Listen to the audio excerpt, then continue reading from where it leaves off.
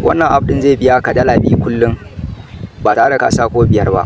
Wannan app din da kuke gani, wanda app ne wanda manyan celebrities suna amfani da shi, suna samun yan canjika ne da kullum. So kai ma ya kamata ka jarraba wannan app din. App ne wanda game kawai ake bugawa ba tare da yin wani abu ba, sannan ana iya posting a cikin shi. Sabon application ne wanda ya fito, zaka yi posting, zaka buga game, coins zai taru, ka je ka tara, sati 1-2 zaka je ka cire adadin abin da ka aikata a cikin shi. So wannan dama ce a gare ka, wanda idan kana da bukatan shi zaka je profile ɗina ka dawo link, ko ka shiga cikin comment ka dau link ka danna, zai kai ka kai tsaye zuwa inda zaka dauko wannan app din, ka dauka ka je ka fara amfani da shi kai ma yanzu, sannan ka yi ma wani sharing domin ya amfana.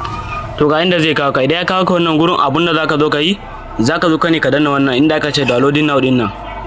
So idan ka danna zai kai ka cikin Chrome, ko zai kai ka cikin Play Store. Zaka dan jira kaɗan, zai dauke ka ya mayar da kai cikin Play Store. Yanzu haka kuna ganin gashi zai tafi, network ne babu.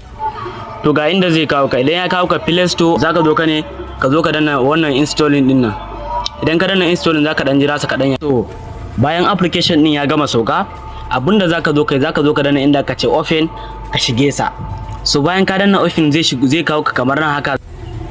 To in ka jira ya gama budewa kamar haka, abinda zaka yi sai ka danna wannan gashi nan na saman din nan. So abinda zaka yi yanzu na biyu, kawai da ka zo ka taba Google ne, wannan alamun Google din shi zaka zo ka taba. So bayan kun taba sa, za ku dan jira kaɗan ya gama budewa. So email zai fito, sai ka zabi email naka. Gashi nan yanzu misali wannan shine email nawa, sai na danna kansa, kai ma sai ka danna kan naka. So bayan ka danna kan naka, wannan update din yana da matukar kyau sosai fa, ko dore ku yi sa, za ku samu alkhairi daga $10 zuwa $20 har zuwa $30 ka ringa cirewa kenan. So ko $20 kake samu a sati, ina laifi. So idan ya kawo ka nan gurin, abun da zaka yi, idan kai namiji ne sai ka zabi wannan, idan kuma mace ce, idan ke mace ce sai ke zabi wannan.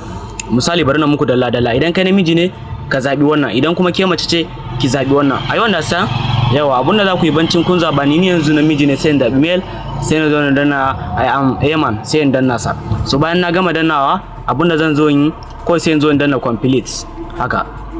So idan na danna complete, zan dan jira shi kadan ya bude. Kuna gani zaka dan jira shi kadan, idan ka danna ko ka dan jira kadan, da kansa zai dan gama dan wani dan sacin zai bude maka. So kamar da kuke gani sun ba mu welcome bonus na point 500. Kun fahimta? So kun gani gashi ya bude kamar haka. Yawa gashi ya bude kamar haka. So yanzu abun da zamu yi shine in ya bude kamar haka, kamar da na faɗa muku, ana buga game a ciki, ana samun kuɗi. Nan gurin shine gurin inda zaka ringa buga game. Yawa nan kuma shine gurin da zaka ga mutane ka shiga room nasu. Yanzu misali ko ka dan taba kan nan, ka taba.